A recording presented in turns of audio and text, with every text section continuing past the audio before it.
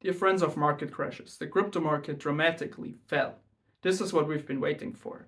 In this video, I will cover the reasons why the crypto market fell so dramatically, and it may even surprise you. While on the other side, I will also look at the future and discover what we can expect to see. As always, this is not financial advice. Bitcoin and cryptocurrencies experienced a harsh 945 million in long position liquidation. Also, the price of Bitcoin fell from 65 to under 50,000 at one point at a time, which of course caused massive instability in the crypto market. But now let's look into the reasons. Let's look into the reasons why the market fell so dramatically.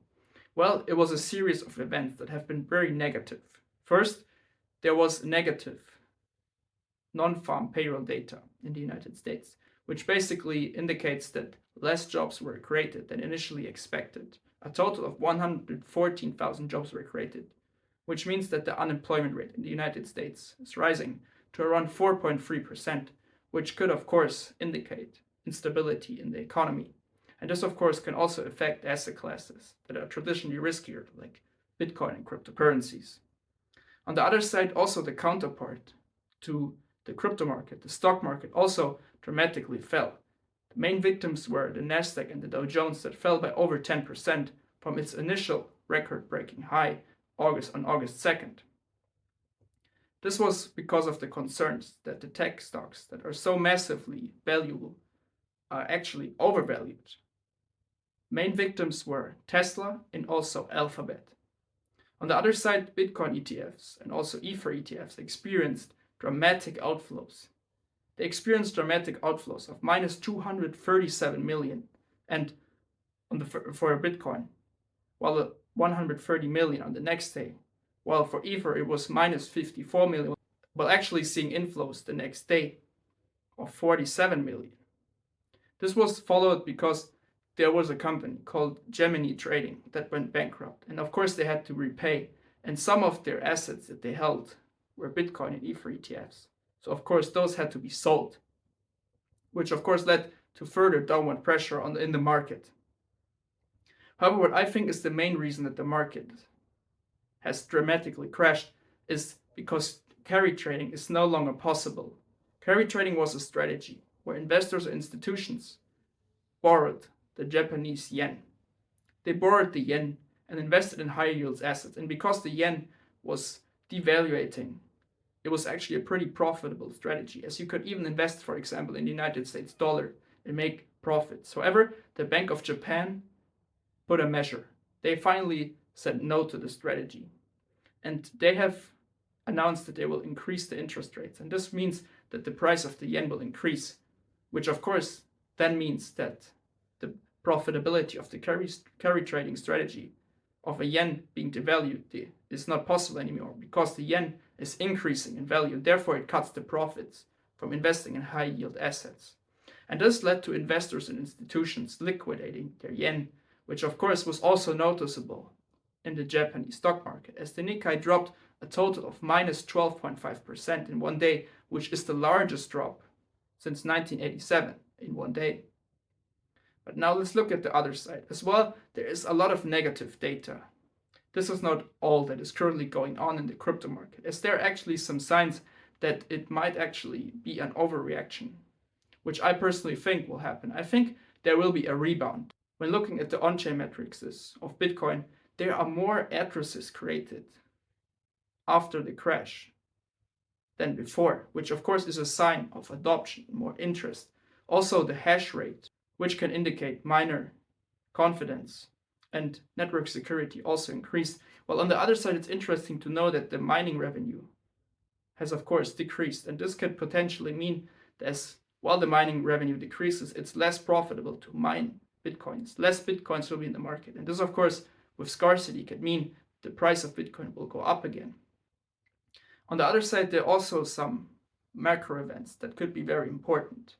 As for example, when looking in the United States, Kamala Harris, well, of course, she pricked her vice presidential running mate, has not really stated her opinion on cryptocurrencies. I personally believe that she will be more positive on the crypto industry than Joe Biden, as Joe Biden has been very negative.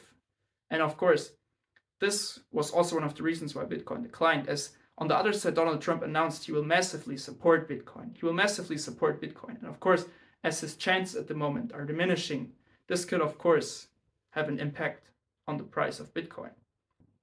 She already tries to become more educated, which of course could be seen as a sign of effort. And this could potentially also, if she would win, be a positive impact.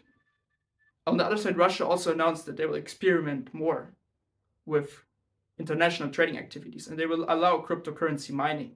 Interestingly, payments in Russia with cryptocurrencies are still banned. However, what I think is so interesting about the cryptocurrency mining is that it could serve as a diversification for Russia, as of course everyone knows that Russia is very big in oil and gas. However, with cryptocurrency mining, it could lead to them also becoming more active in the cryptocurrency field and also experiment more with innovation in the mining sector, which of course could also profit the cryptocurrency sector. On the other side, their counterpart, China, which they also is involved in the international payments with crypto, might actually be close to also accepting Bitcoin. However, of course, we heard this a lot of times. However, it makes more and more sense and becomes more crystal clear, as while of course Bitcoins and cryptocurrencies are not legal, they already have Bitcoin ETFs in Hong Kong, for example, and they account for over 50% of the mining sector, which of course is also noticeable. They are the biggest party in the mining sector. So this is of course also very important. And at the moment, it might be a good timing as the Chinese economy is doing very, very bad at the moment. And investing into an asset class like Bitcoin might be a very good idea. What's also interesting is there's an initiative that is called BRICS, where China and Russia are experimenting with trading with the goal to bypass sanctions that the United States is currently passing. This which of course has the goal to become less dependent on the dollar. And this could also mean that other countries might follow for this. Also, what is interesting is that there was a 9-day streak prior to the crash of Bitcoin, which accounted for over 1 billion. However, only around 260 million were sold.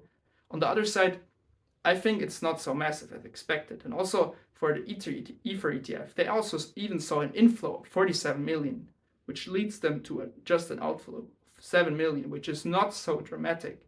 Well, of course, the price of Ether also massively crashed. So it's very interesting what we can expect to see in the future. There could be some events that are actually very close. One event, for example, that is the announcement of the data regarding the United States consumer credit. A higher credit potentially means more investor confidence, more confidence of consumers, and this of course could be seen as a sign for market stability. And one day after, on Thursday, there's also another event. There's also Barkin's speech regarding a potential adoption of the monetary policy that the United States is currently doing, and this might also have an impact on the Bitcoin price and in cryptocurrencies as a whole. So in conclusion, I think there will be a rebound. And I personally believe, while of course it's not financial advice, I think it's a good timing to invest. As of course, you should make up your own mind, and you should of course follow your own reasoning. I think it's a very good time to invest. I personally like to invest when the prices are very low, as this is when you can make some money. Of course, it is risky. With that being said, do you think it's actually possible that Bitcoin and cryptocurrencies are experiencing a rebound? And on the other side, let me also know what you think about China and Russia implementing crypto technology and experimenting with international trading activities.